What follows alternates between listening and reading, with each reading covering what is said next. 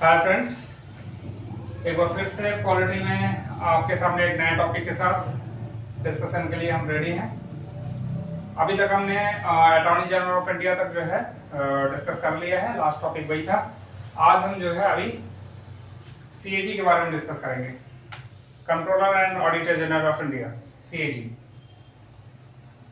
भारत का महालेखा परीक्षक। ठीक है, तो ये आर्टिकल 148 में कॉन्स्टिट्यूशन में इनके बारे में बताया गया है और इनको कुछ नामों से भी बोला जाता है, जैसे कि इन्हें पीएसी, पब्लिक अकाउंट कमेटी एक होती है, संसद की एक कमेटी होती है जिसको लोक लेखा समिति कहते हैं हिंदी में।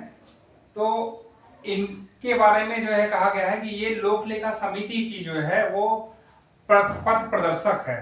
उनके आंख, कान, नाक या गाइडर बोल दीजिए, ये सब कुछ इनके यही है, सीएजी।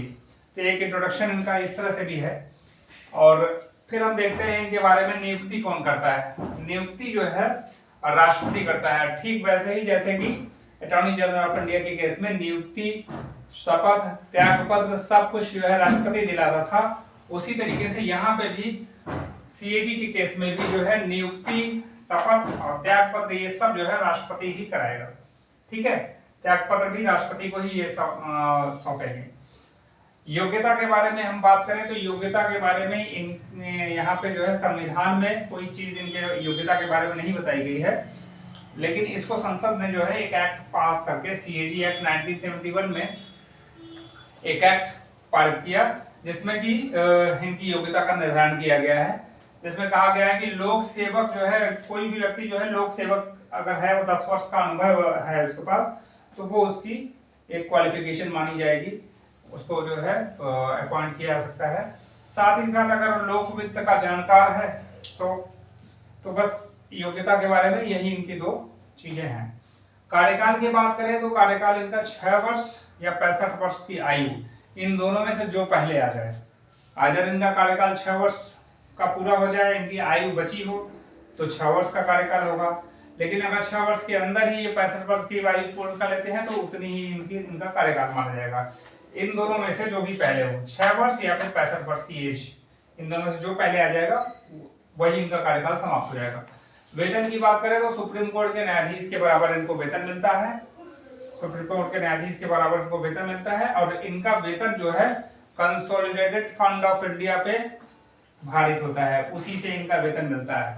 संचित निधि जिसको हिंदी में बोलते हैं, संचित निधि पे ही भारित होता है इनका वेतन। कंसोलिडेटेड फंड ऑफ इंडिया से इनका वेतन दिया जाता है।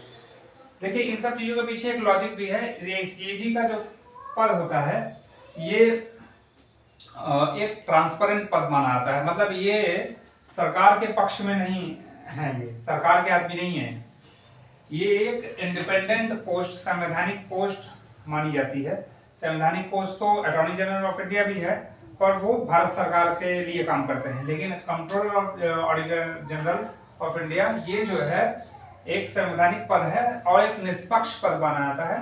तो इनको जो है कई तरह के दबाव और इन सब से, ताकि अपना कार्य जो है वो ट्रांसपेरेंसी के साथ करें, बिना किसी दबाव के साथ करें, इनका वेतन जो है वो कंसोलिडेटेड फंड ऑफ इंडिया से दिया जाता है। ठीक है, तो ये इनका वो है। इसी तरह से इसी इनके निष्पक्ष कार्य के लिए और दबाव से मुक्त रखने के लिए इनका रिमूवल भी जो है वो उसी तरीके से होता है, ठीक उसी तरीके से होता है जैसे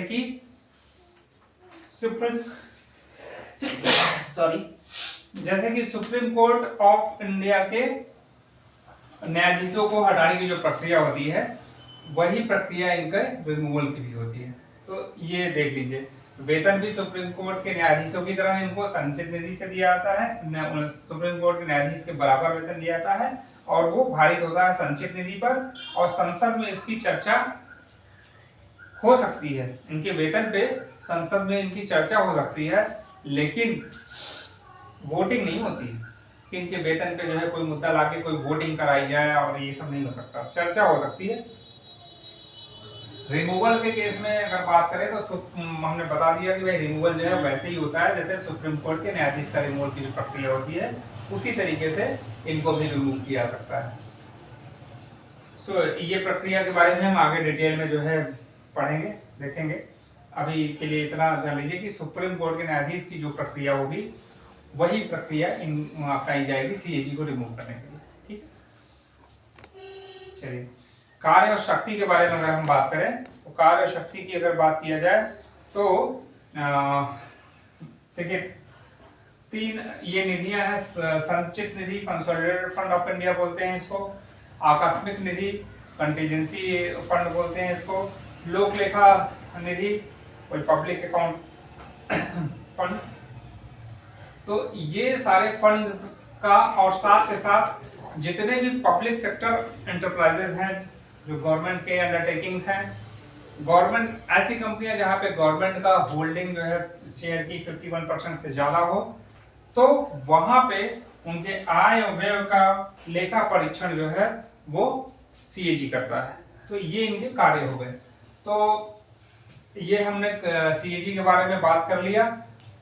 पीएसी का इनको पथ प्रदर्शक कहा जाता है, आंख नाक कान बोला जाता है, गाइडर बोला जाता है। आर्टिकल 148 में इनके बारे में बताया गया है। हमने नियुक्ति देख लिया इनकी कौन करता है, योग्यता क्या होगी वो देख लिया, कार्यकाल कितना होगा उसके बारे में देख लिया, वेतन कम क्या होगा, रिमूवल कैसे होगा और कार्य शक्तियां इनकी क्या होंगी उसके बारे में हमने एक सारे बुलेट पॉइंट के बारे में डिस्कशन कर लिया। तो इस वीडियो में अभी इतना ही। नेक्स्ट फिर से टॉपिक आएगा, नए टॉपिक के साथ एक अगला वीडियो आएगा। साथ ही साथ इसमें अभी कुछ चीजें बची हुई हैं वो हम अगले वीडियोस में इसके बारे में बात करेंगे कि एक सीएजी जो है वो कार्य जो उसकी प्रक्रिया क्या होती है रिपोर्ट देने की, उसके बारे में हम आगे देखेंगे।